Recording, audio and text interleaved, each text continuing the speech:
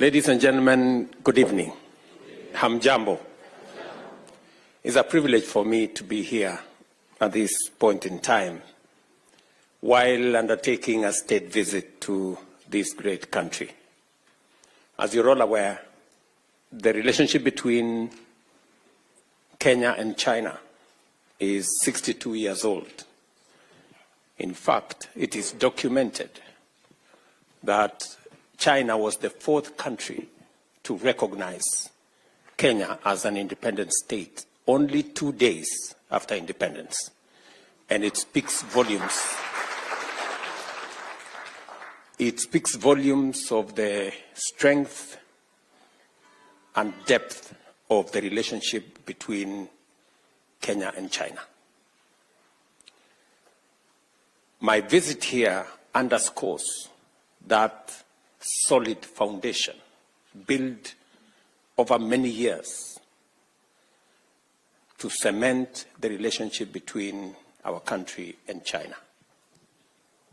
As you are aware, China has been instrumental in matters, infrastructure, and general development in our country. We have built the standard gauge railway, 600 kilometers from Mombasa to Naivasha, with a partnership of China. We have built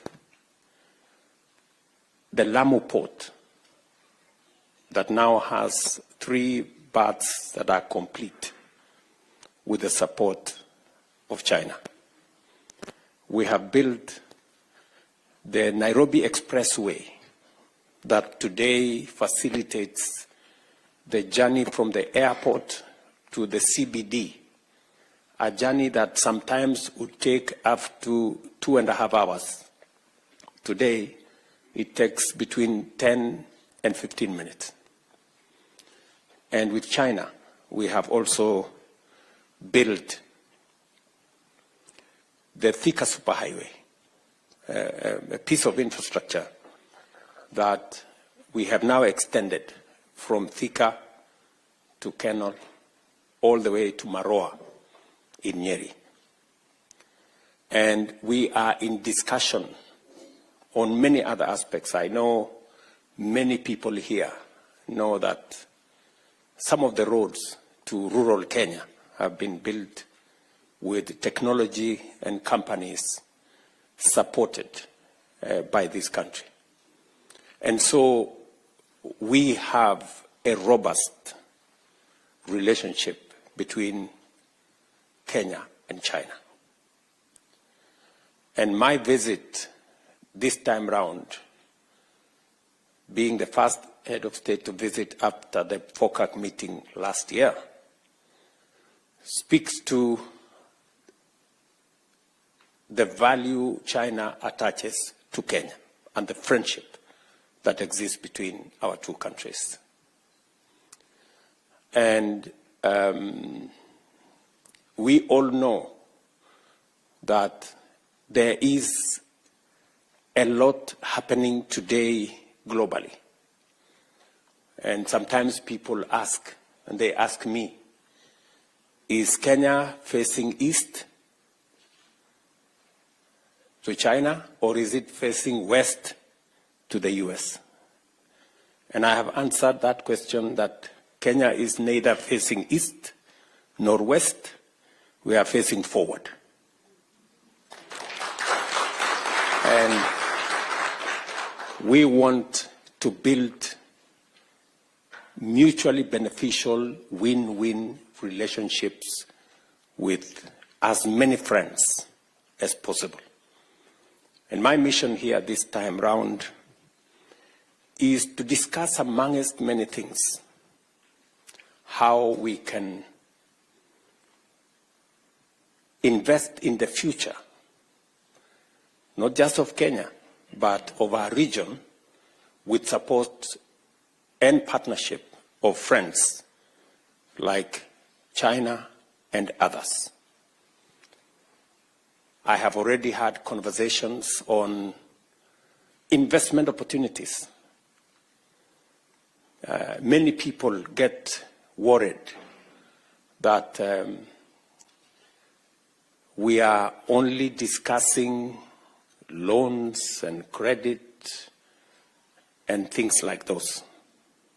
I want to tell you that we are becoming more innovative in how to finance development. There are new instruments that can enable us deliver on public infrastructure using private resources and technology. And that is the kind of conversation we are having with both the public and the private sector in China. We are having a conversation, for example, on how to develop the Rironi-Mau Summit Road, making that road a 6-lane piece of infrastructure from Nairobi to beyond Nakuru. That discussion is among the discussions we are having with both the public and private sector here. And it is my belief that we should be able to begin that construction between June and July this year and take it to its logical conclusion. Beyond Mau Summit, we should be able to take it all the way to the border in Malaba. That is the request I have from the people of Kenya, and we are actively working on it. We will also be concluding discussions on the development of road infrastructure. I was here last year, and we signed off on 2 billion RMB facility that will help us conclude some of the roads in Kenya.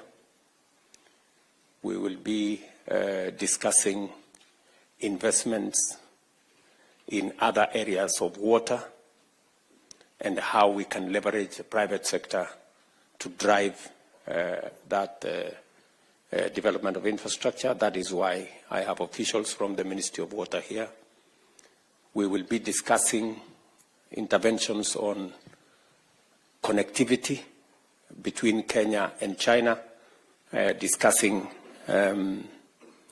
the connectivity in terms of direct flights between this country and Kenya.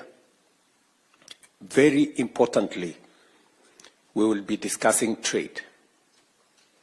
As you are aware, we have trade that is growing between our two countries. In fact, statistics show that we are all the way to $8 billion of trade between Kenya and China. Our concern as Kenya is that that trade is not balanced. And it is the conversation we are having. And tomorrow, we will be signing a framework agreement on the economy and trade. And that framework agreement is going to give us the opportunity to discuss a bilateral trade agreement between Kenya and China. And I just had a meeting this afternoon with the Prime Minister, and he agreed with me that that trade needs to be balanced. As you are aware, Kenya is importing close to $4.5 billion of goods and services from China. And yet, we are exporting only about $200 or $250 million. I mean, in Kenya shillings terms, we are exporting about 30 billion shillings to China and importing 600 billion shillings from China. That kind of relationship, we all agree, is not sustainable, is not balanced, and therefore needs a thorough conversation.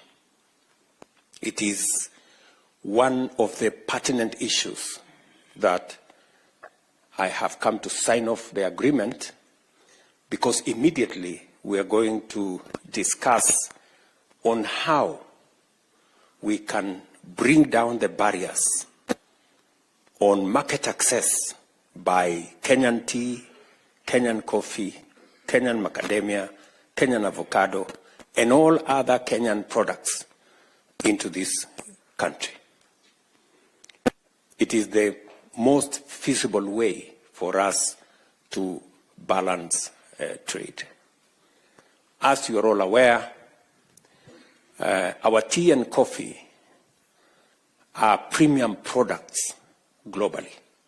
In fact, Chinese companies admit that Kenyan tea and coffee is premium coffee, but today it is subjected to tariffs, and that is what impedes the export of our tea and coffee and macadamia and avocados to this country. And the discussion we are going to have is how we can have a preferential trade agreement that gives Kenya preferential access, the same way we have a AGOA that gives duty-free, quota-free access for our goods to the US. The discussion we're going to have is that of a duty-free, quota-free access to the Chinese market for our products. That way, we can export more to this country, export better products, and we're going this time around to be exporting processed agro-products into this market. I am very happy that we have made tremendous progress in this pursuit. I remember when I appointed Willie Bett here, my assignment to him was we must open the Chinese market. I am happy that now the Ministry of Trade, Industry and Investment is aligned. And I came here with Lee Kinyanjui, CS responsible, and his assignment is clear,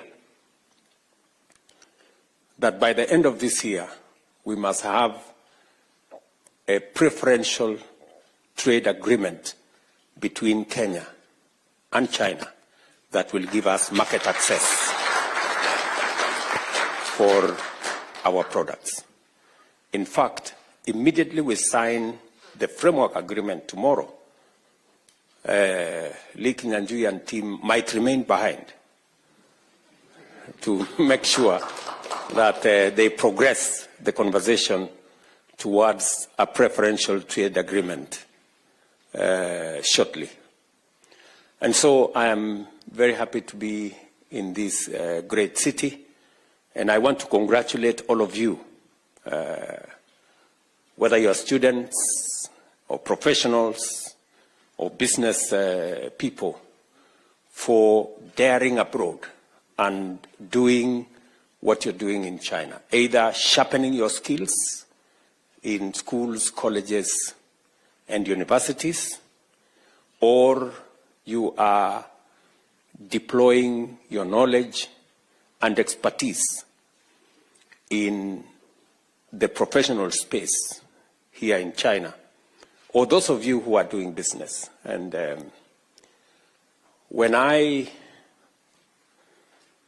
ran for president, I did commit that I will have a diaspora department that will, whose business it will be to manage the affairs of Kenyans in diaspora, to respond to their issues, and to serve them so that we can better leverage on the expertise, the knowledge, the efforts of people in diaspora to drive the development of our country.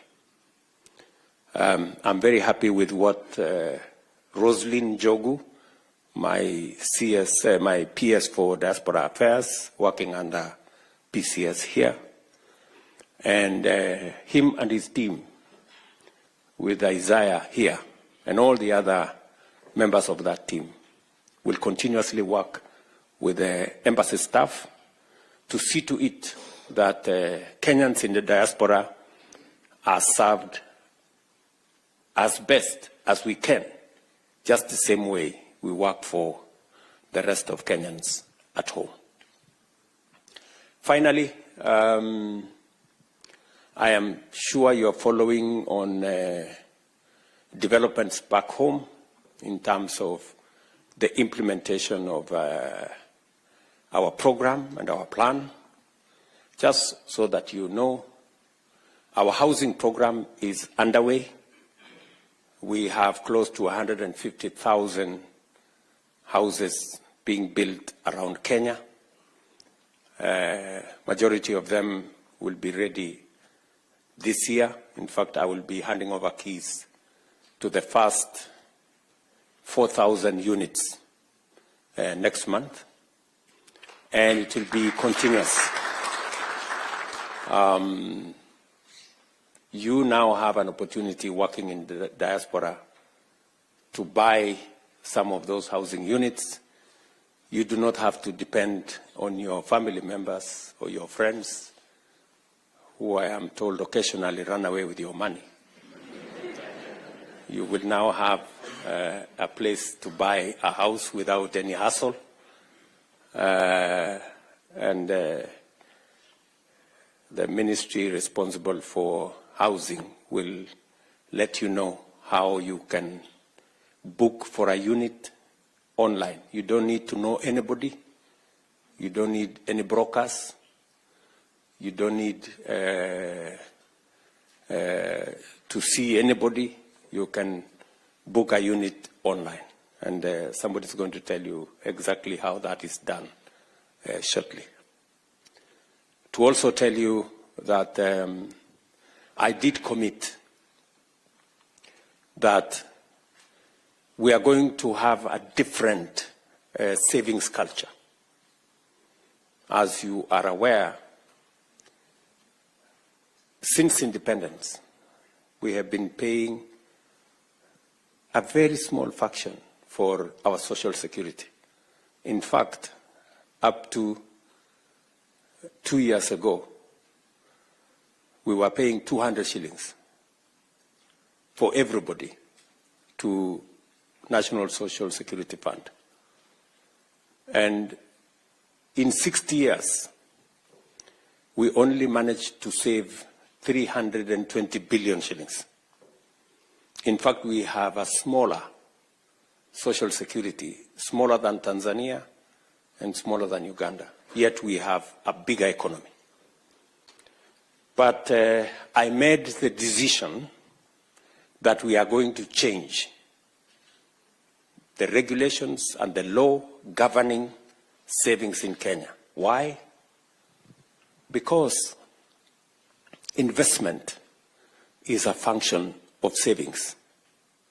You cannot invest if you don't have any savings. You have nothing to invest.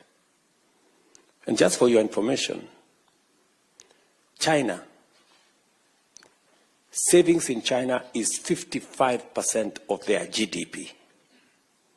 In Kenya, we were at 8%, maybe 9%, maybe 10%. It is my intention to push savings as a percentage of GDP to between 25 and 30%. That is where a majority of countries are. And because of the changes we have made, the good news is that while we collected or saved 320 billion shillings for 60 years, in 2 years, we have doubled our savings, just in 2 years. By the end of this year, we will have 650 billion shillings saved. because of the changes we have made. And by 2027, we will have $1 trillion saved.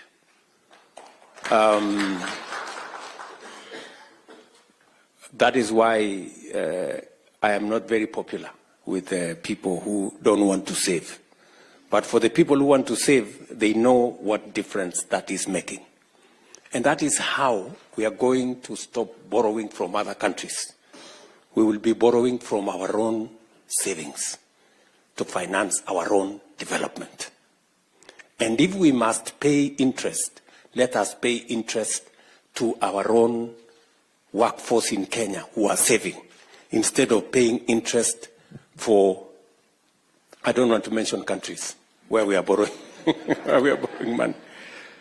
You know, the money we are borrowing from China, for example, is savings of the Chinese people, right? And you know that we are paying interest, and we are not paying small money. Why would we not pay Kenyans who are saving? That's the question I ask. So I'm very happy with the progress that we are making, and progressively people are beginning to see the reality of some of the interventions we are undertaking. I am also sure that you are aware that we have reformed our funding of our education system. We have straightened the CBC program that your chairman talked about. In 2022, there was a very big debate as to the implementation of CBC and the direction it was going. Immediately I came into office, I set up a presidential task force that gave us a way forward. And in 2 years, we've hired a record 76,000 teachers to support that program. We have changed the funding model. Today, the 23 universities that were almost bankrupt, if you speak to the vice chancellors of those universities, they will tell you the new funding model. And I have one chancellor here, who is a member of the diaspora. This is the Chancellor of Cooperative University. He will tell you that that new funding model has made a whole difference in funding our universities and making sure that children, especially from poor backgrounds, get scholarships up to 90%, so that we give equal opportunity to all our children and that our education system leaves no child behind. You may also want to know that we have rolled out our universal health coverage program, commonly known as Taifa Care or SHA. And I was looking at the numbers last night. I get a report every evening at 10 p.m. And yesterday, 55,000 Kenyans registered. On average, every day, between 45 and 60,000 Kenyans register. For the first time, people who have never been on health insurance are experiencing health insurance. In the past, NHIF was reserved for people who are either salaried or they were in a position to pay. This time round, we have rolled out universal health coverage, a matter we have always wanted to do. I remember the NAC administration wanted to do it. And I remember we tried to do it under the Jubilee administration. And we couldn't manage. But I'm very proud that this time round, we took time, we created a legal framework. We took almost 2 years of planning, crafting the right framework, the right legislation, the right regulations. And today, I can proudly say that as opposed to NHIF, which had 7 million people registered, we now have 21 million Kenyans registered under SHA. And I am confident that we will get finally, with the registration that is going on now, we will finally get to universality on matters health. And the program gives everybody a chance. For those who can pay, you pay in accordance with your income. And for those who cannot pay, the government of Kenya will step in to pay for indigents and the people who do not, who cannot be able to pay. I am very happy with the progress that has been achieved. And you now from the diaspora can pay health insurance for your family members if you want to. You can, from the comfort of your office, you can register yourself. Members of your family can be registered. You can register your dependents. You can pay for them online, and you don't have to go to any office. Today, we have moved Matters Health to a digital platform. Imagine those, whenever you went to hospital, the doctor used to write on a piece of paper, and it graduated to an exercise book. Somebody had an exercise book the doctor wrote somewhere. We no longer have the exercise books. Now it is on a digital platform. You don't have to carry no exercise book. All you need to do is to go to a hospital, produce your ID, and your health record will be pulled from a digital platform. And the doctor will know which hospital you have gone to, what medicine you have been given, what is your health history, and they can take it up from there. We have also eliminated, using that digital platform, many quack doctors, fake hospitals, and many other fraudulent activities that informed our health infrastructure before. Because now it is not possible to treat anybody unless they are identified. There were incidences, for example, where one person was amputated 10 times in the old system because there was no health record, and it was easy to fraudulently make claims to NHIF. That is not possible anymore, because once you are identified that you are amputated twice, the system will not agree for you to be amputated again, because they will know that your limbs are finished. So we also had incidences of very small hospitals which were performing very many surgeries. That again has been brought under control. Unfortunately, there will be some casualties. There are many hospitals, private facilities, that will close down. Why?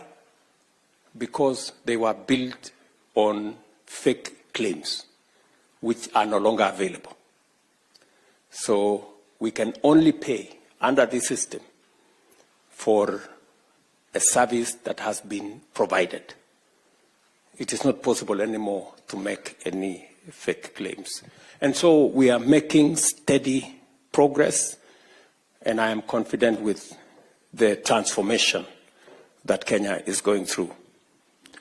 Let me finalize by saying we are transforming our agricultural sector. You remember in 2022, we had many people in the streets of Nairobi with sufurias on top of their heads because unga was 240 shillings, that kind of thing.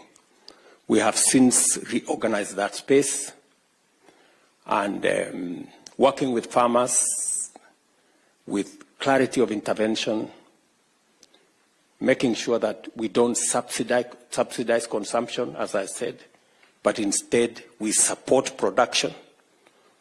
The reason why today the prices of unga have significantly come down from 230, now we are talking of 130, 140 shillings. Sometimes it comes down to 100, and I'm very happy with the progress that we have achieved in that space.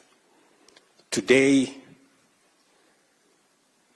if you ask, because of the reform we have carried out in the agricultural sector, milk that was retailing at 35, 38 shillings, we now have standardized milk prices at 50 shillings to the farmer. Coffee that was selling at 50 shillings a kilo, if you check from your members of your families, this year we had the best prices of coffee because we supported farmers with fertilizer, and we have removed cartels, people who were farmers, brokers, millers, and buyers at the same time. And they significantly undermined the whole coffee sector.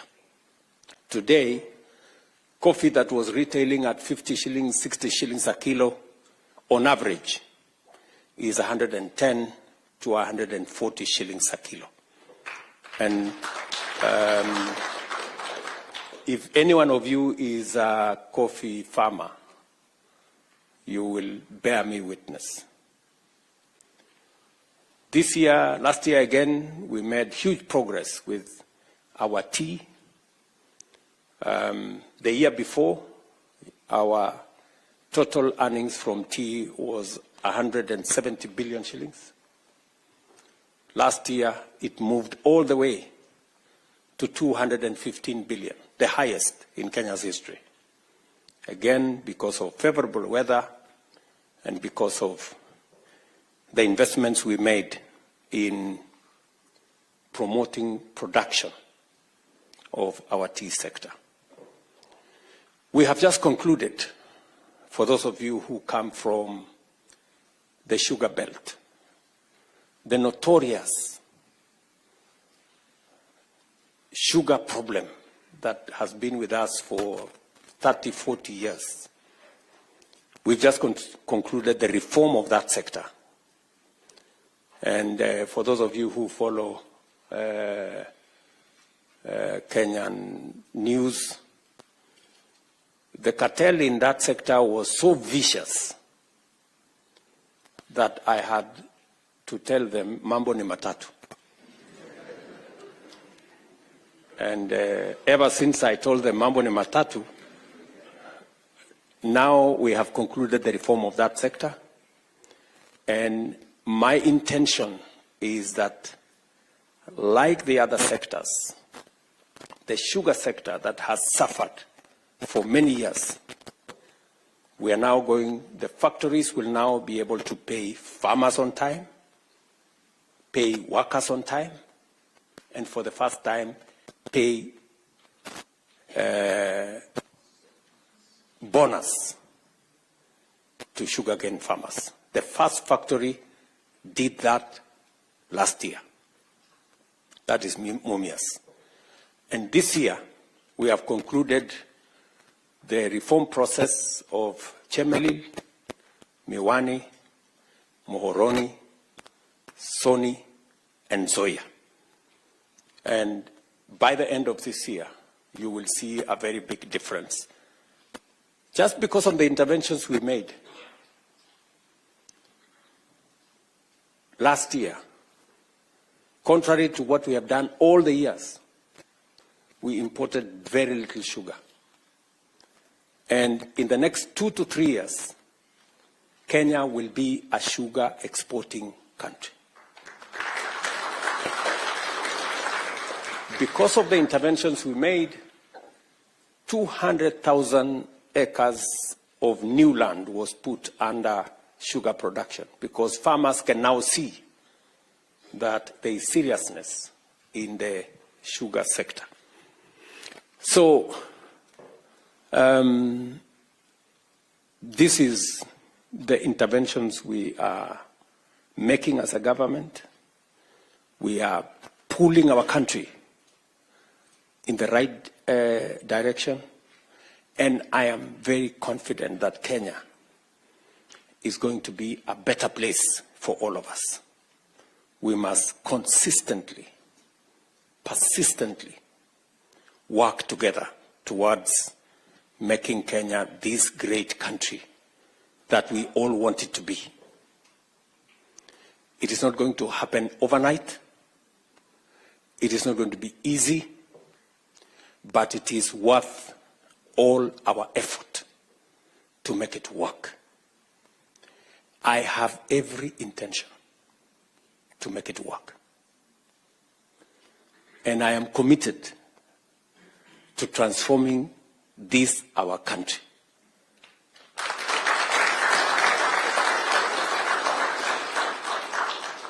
And I want to tell you, failure is not an option. It is not an option. We are going to make our country great because we have all the ingredients to make it happen. We have a hardworking population. We have the resources that we need, and we have the commitment to match what we require to push our country forward. I invite you, as Kenyans in diaspora, to work with us, to leverage on all the possibilities that exist for us to forge a collaboration, a coalition of making our country succeed.